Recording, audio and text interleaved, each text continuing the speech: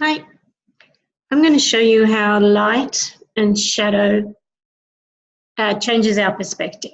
When we're drawing, it's a very handy tool to use light and shadow.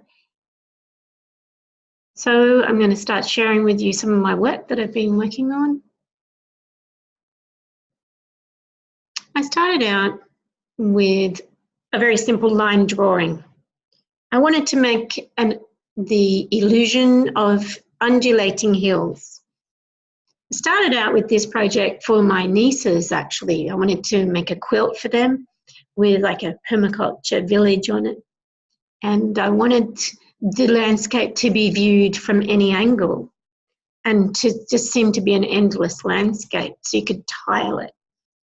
And I never did that project, and they're 7 years old now, so I don't know that it will ever happen in their childhood.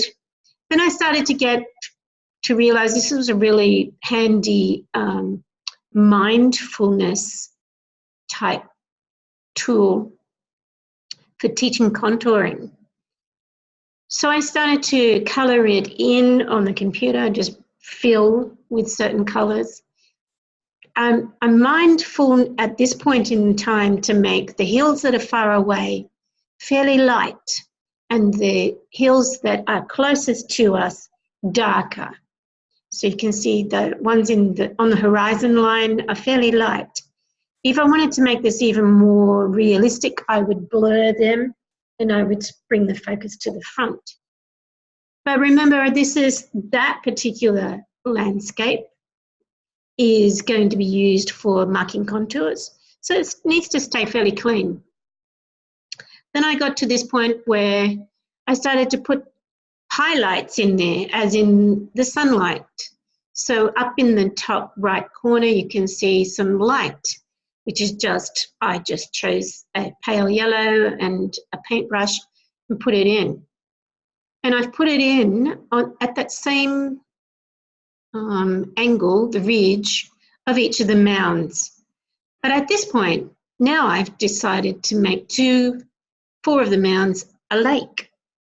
Even though they're the same size, I'm going to show you how they can give the illusion of being flat or not a mound because they don't have the light continued on in the same way. After that, I realized, well, I'm going to have to stick some shade in on the opposite side of the mound. And so I started to do that.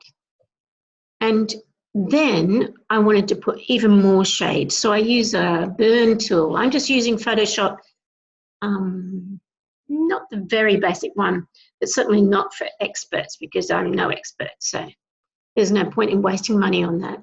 I'm adding more and more shadow at this point with the burn tool. I'm starting to put some shadow into the lakes, the imaginary lakes, and perhaps adding a little bit more highlight would be where I need to go with this. And do you see those shadows really make it pop? It starts to look like a landscape now. So that's how you can use shadow to enhance your simple diagrams to the side of your permaculture plans. Have some fun.